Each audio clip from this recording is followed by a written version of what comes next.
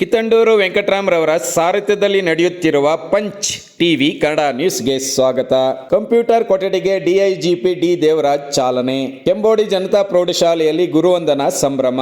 ಕೋಲಾರ ತಾಲೂಕು ಕೆಂಬೋಡಿ ಜನತಾ ಪ್ರೌಢಶಾಲೆಯಲ್ಲಿ ಹಳೆ ವಿದ್ಯಾರ್ಥಿಗಳ ಸಂಘ, ಜನತಾ ವಿದ್ಯಾ ಸಂಸ್ಥೆಗಳು ಹಾಗೂ ರೋಟರಿ ಸಂಸ್ಥೆ ಕೋಲಾರ ಇವರ ಸಂಯುಕ್ತಾಶ್ರಯದಲ್ಲಿ 1999-2002ನೇ ಸಾಲಿನ ವಿದ್ಯಾರ್ಥಿಗಳಿಂದ ನಿವೃತ್ತಿ ಶಿಕ್ಷಕರಿಗೆ ಗುರುವಂದನಾ ಕಾರ್ಯಕ್ರಮ, ಕಂಪ್ಯೂಟರ್ ಕೊಠಡಿ ಉದ್ಘಾಟನಾ ಕಾರ್ಯಕ್ರಮವನ್ನು ಏರ್ಪಡಿಸಲಾಗಿತ್ತು. ಕಂಪ್ಯೂಟರ್ ಕೊಠಡಿಯನ್ನು ಉದ್ಘಾಟನೆ ಮಾಡಿದ ಡಿಐಜಿಪಿ ಡಿ ದೇವರಾಜ್ ರವರು ವಿದ್ಯಾರ್ಥಿ ಸಮುದಾಯವನ್ನು ಕುರಿತು ಸ್ಫೂರ್ತಿಯ ಮಾತುಗಳನ್ನಾಡಿದರು. ಇನ್ನು ಈ ಕಾರ್ಯಕ್ರಮದಲ್ಲಿ ಹಳೆ ವಿದ್ಯಾರ್ಥಿಗಳ ಸಂಘದ ಅಧ್ಯಕ್ಷರಾದ KV ಮುನಿವೆಂಕಟಪ್ಪ, ಜನತಾ ಪ್ರೌಢಶಾಲೆಯ ಕಾರ್ಯದರ್ಶಿ ಬಿಸಪ್ಪಗೌಡ, ಕೋಮುಲ್ ನಿರ್ದೇಶಕರಾದ ಡಿ ನಾಗರಾಜಪ್ಪ ಚೆಲುವನಹಳ್ಳಿ, ನಿವೃತ್ತ HM ಎಸ್ ಮುನಿರೆಡ್ಡಿ, ನಿವೃತ್ತ ಶಿಕ್ಷಕರಾದ M Ramesh, BV Gopalappa, V Shakuntala, Ramesh, MS Ravi, KV Rajanna, M Narayana Swamy, Nanjundappa, Munegowda, ಮುಖ್ಯೋಪಾಧ್ಯಾಯರಾದ S ಚಂದ್ರಪ್ಪ, ರೋಟರಿ ಸಂಸ್ಥೆಯ ಅಧ್ಯಕ್ಷರಾದ ಪ್ರಭಾಕರ್, ಕಾರ್ಯದರ್ಶಿ BK ನಾಗರಾಜ್,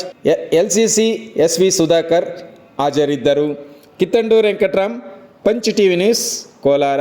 ರಾಜಣ್ಣ ಮಾಸ್ಟ್ರು ಏನೋ ಮಾಡ್ತಾರೆ ಅಂತ ನಾನು ಅನ್ಕೊಂಡಿದ್ದೆ. ನೋಡ್ತಾ ಇದ್ದೆ ರಾಜಣ್ಣ ಮಾಸ್ಟ್ರು ಏನು ಮಾಡ್ತಾರೆ, ಏನು ಯೋಗ ಏನೋ ಶುರುವಾಗ್ಬಿಡ್ತಾರ ಇಲ್ಲ ಅಂತ, ಯೋಗ ಕ್ಲಾಸಿಗೆ ಬಂದಿಲ್ವಲ್ಲ ಅಂತ ನಾನು ನೋಡ್ತಾ ಇದ್ದೆ. ಆದರೆ ಅವರು ಮೊದಲು ನಿಮ್ಮ ಮಕ್ಕಳಿಗೆ ಏನು ಇನ್ಸ್ಟ್ರಕ್ಷನ್ಸ್ ಕೊಡ್ತಾ ಇದ್ರು, ಸ್ಟೆಪ್ ಬೈ ನಿಮ್ಮನ್ನ ಬೇರೆ ಒಂದು ಲೆವೆಲ್ ಕರ್ಕೊಂಡು ಹೋಗ್ತಾ ಇದ್ರು. ಅದನ್ನ ಇಂಗ್ಲಿಷ್ನಲ್ಲಿ ಟ್ರಾನ್ಸ್ ಅಂತ ಹೇಳ್ತಾರೆ. ಟ್ರಾನ್ಸ್ ಅಂದ್ರೆ ಮನುಷ್ಯನಲ್ಲಿ ಇರುವಂತ ಎಲ್ಲ ಕೆಟ್ಟ ಗುಣಗಳು, ಕ್ರೋಧ, ಕಾಮ, ಮದ, ಮೋಹ, ಲೋಭ, ಮತ್ಸ್ಯ ಎಲ್ಲವನ್ನ ತಲೆಯಿಂದ ಮನಸ್ಸಿನಿಂದ ತೆಗೆದು ಒಂದು ಲೆವೆಲ್ಗೆ ಬರ್ತಾರಲ್ಲ, ಅದನ್ನ ಟ್ರಾನ್ಸ್ ಅಂತ. ಆ ರೀತಿ ನಿಮ್ಮನ್ನ ಮೊದಲು ನಿಮಗೆ ಕಣ್ಮುಚ್ಚಕ್ಕೆ ಹೇಳಿದ್ರು, ಎರಡು ಕಣ್ಣಿನ ಮುಂದೆ ಹಣೆನ ಮಧ್ಯದಲ್ಲಿ ಕೇಂದ್ರೀಕೃತಿಸಕ್ಕೆ ಹೇಳಿದ್ರು. ಅದಾದ ನಂತರ ಇನ್ಹಲೇಷನ್ ಎಕ್ಸಲೇಷನ್ ಎಕ್ಸಸೈಸ್ ಹೇಳಿದ್ರು. ನಾನು ಏನು ಮಾಡ್ತಿದ್ದೆ, ಯೋಗ ನಾನು ಶುರು ಮಾಡಿದ್ರ ಅಂತ. ಸೊ ಅದೆಲ್ಲ ಮಾಡಿ ನಿಮ್ಮನ್ನು ಶಾಂತಗೊಳಿಸಿ ಆಮೇಲೆ ಇದು ಶಾಲೆಯ ಏನು ಪ್ರೇಯರ್ ಇದೆ ಗುರುಗಳ ಬಗ್ಗೆ, ಆ ಪ್ರೇಯರ್ ಶುರು ಮಾಡಿ ನಮಗೂ ಒಂಥರ ಸ್ಟೇಜ್ ಮೇಲೆ ಕೂತ್ರೆ ರೋಮಾಂಚನ ಅನ್ನಿಸ್ತಾ ಇತ್ತು. ಯಾವುದೇ ಒಂದು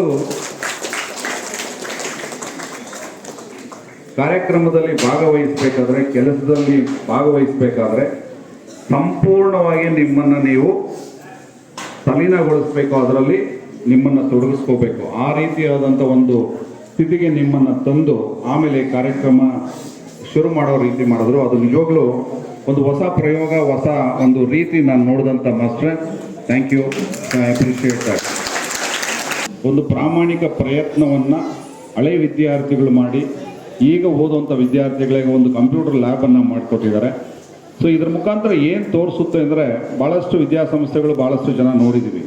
ನಾವು ಬೆಳೆದು ಬಂದ ದಾರಿ, ನಮಗೆ ಸಹಾಯ ಮಾಡಿದವರು, ನಮಗೆ ತಿದ್ದಿ ಬುದ್ಧಿ ಹೇಳಿದವರು, ನಮಗೆ ವಿದ್ಯೆ ಕಲಿಸಿದವ್ರನ್ನ ಮರೆಯುವಂಥ ಕಾಲಘಟ್ಟದಲ್ಲಿ ನೀವೆಲ್ಲ ಹಳೆ ವಿದ್ಯಾರ್ಥಿಗಳೇನಿದ್ರಿ ಬಂದು ಇಲ್ಲಿ ಶಾಲೆನ ನೆನೆಸ್ಕೊಂಡು ಮಾಸ್ಟರ್ಗಳ ಜೊತೆ ಮಾತಾಡಿ ಶಾಲೆಗೆ ಏನು ಬೇಕು ಅಂತ ಕೇಳಿ ನೀವೊಂದು ಈ ಮಕ್ಕಳಿಗೆ ಒಂದು ಕಂಪ್ಯೂಟರ್ ಲ್ಯಾಬ್ ಮಾಡಿಕೊಟ್ಟಿರೋದು ನಿಜವಾಗ್ಲೂ ಇದನ್ನು ಎಲ್ಲರನ್ನು ಮುಕ್ತ ಕಂಠದಿಂದ ಅಪ್ರಿಷಿಯೇಟ್ ಮಾಡೋವಂಥ ಒಂದು ಪ್ರಾಮಾಣಿಕ ಪ್ರಯತ್ನ. ಮಕ್ಕಳು ಜೋರಾಗಿ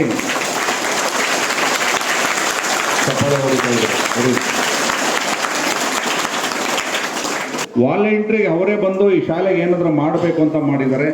ಇದನ್ನು ನೀವು ಕೂಡ ಜೀವನದಲ್ಲಿ ನೀವು ಈ ಕೃತಜ್ಞತಾ ಮನೋಭಾವ, ಕೃತಜ್ಞತಾ ಕಾರ್ಯವನ್ನು ನೀವು ಕೂಡ ಜ್ಞಾಪಕ ಇಟ್ಕೊಂಡು ಮುಂದಿನ ದಿನಗಳಲ್ಲಿ ಇದೇ ರೀತಿ ನೀವು ಯಾರಾದರೂ ಸಹಾಯ ಮಾಡಿದವ್ರಿಗೆ ತಿರುಗಿ ಹೋಗಿ ವಾಪಸ್ಸು ಸಹಾಯ ಮಾಡುವಂಥದ್ದು ಅದು ಮನುಜ ಕುಲದ ಮೂಲ, ಅದು ಧರ್ಮ. ಭಾಳಷ್ಟು ಜನ ದೇವಸ್ಥಾನಕ್ಕೆ ಹೋಗ್ತಾರೆ, ಭಾಳಷ್ಟು ಜನ ಹೋಮ ಹವನ ಮಾಡ್ತಾರೆ. ಹೋಮ ಮಾಡೋದು ನೋಡಿದಿರಲ್ವಾ? ಹೋಮ ಮಾಡೋದು ನೋಡಿದ್ರೆ ಯಾವ್ದಾದ್ರು ದೇವಸ್ಥಾನದಲ್ಲಿ ನೋಡಿದಿರಲ್ವಾ? ಯಾಕೆ ಹೋಮ ಮಾಡ್ತಾರೆ? ಯಾರಿಗಾರು ಗೊತ್ತಿದೆಯಾ? ಹೋಮಕ್ಕೆ ಮೊದಲು ತುಪ್ಪ ಸುರಿತಾರೆ, ಆಮೇಲೆ ಸೌದೆ ಹಾಕ್ತಾರೆ, ಆಮೇಲೆ ಆ ಕಡೆ ಈ ಕಡೆ ನೀರು ಹಾಕ್ತಾರೆ, ಆಮೇಲೆ ಕೈ ಮುಗಿತಾರೆ, ಹೂವು ಹಾಕ್ತಾರೆ, ಲಾಸ್ಟ್ಗೆ ಪಂಚಕಜ್ಜಾಯ ಮತ್ತೆ ಎಲ್ಲ ಒಂದು ಫಲಗಳನ್ನು ಹರಪಿಸ್ತಾರೆ ಅಲ್ವಾ? ಹೋಮದ ಮೂಲ ಉದ್ದೇಶ ಏನಂದ್ರೆ ಥ್ಯಾಂಕ್ಸ್ ಗಿವಿಂಗ್ ಅಂತ. ಥ್ಯಾಂಕ್ಸ್ ಗಿವಿಂಗ್ ಅಂದ್ರೆ ಧನ್ಯವಾದ ಹೇಳೋದು. ಪ್ರೇಯರ್ ಅಥವಾ ಪ್ರಾರ್ಥನೆ ಏನು ಅಂದರೆ ದೇವ್ರನ್ನ ಪೂಜೆ ಮಾಡೋದು ಅಂದ್ರೆ ಧನ್ಯವಾದ ಹೇಳೋದು. ಏಕೆ ಧನ್ಯವಾದ ಹೇಳಬೇಕು ದೇವರಿಗೆ ಅಂದರೆ, ನಾವು ಈ ಭೂಮಿ ಮೇಲೆ ಬದುಕಿರಬೇಕಾದ್ರೆ ಬಂದ ನಂತರ ನಮಗೆ ಪ್ರಕೃತಿ ಕೆಲವು ಅಂಶಗಳನ್ನು ಕೊಟ್ಟಿದೆ. ಆ ಅಂಶಗಳು ಯಾವುದ್ಯಾವುದು?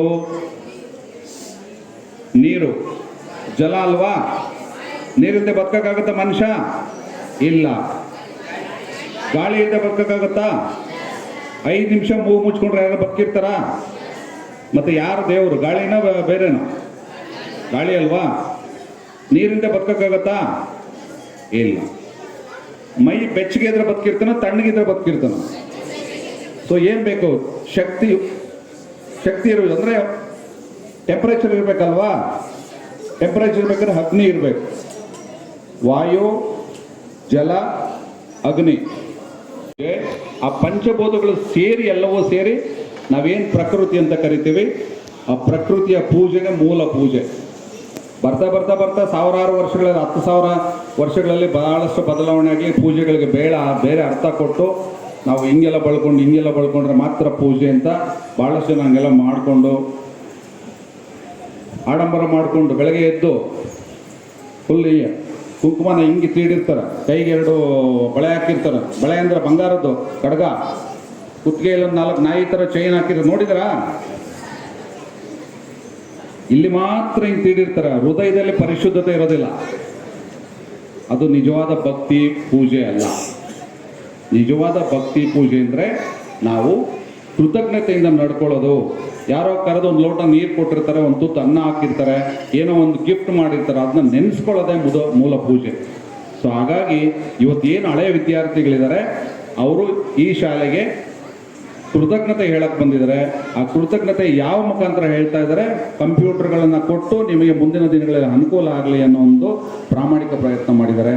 ಹಾಗಾಗಿ ಇದೊಂದು ಒಳ್ಳೆಯ ಒಂದು ಶುಭ ಕಾರ್ಯಕ್ಕೆ ನನ್ನನ್ನು ಕರೆದು 2 ಮಾತಾಡೋಕ್ಕೆ ಅವಕಾಶ ಮಾಡಿಕೊಟ್ಟಂಥ ನಿಮ್ಮೆಲ್ಲರಿಗೂ ಧನ್ಯವಾದಗಳು ಅಂತ ನಾನು ಮಾತು ಮುಗಿಸ್ತೀನಿ. ಜೈ ಹಿಂದ್, ಜೈ ಕರ್ನಾಟಕ.